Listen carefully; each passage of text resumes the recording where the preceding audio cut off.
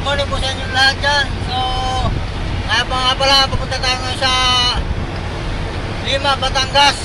So, kasama ito nga pala driver natin ngayon, si Jerry Bauto. Shoutout po sa inyo lahat.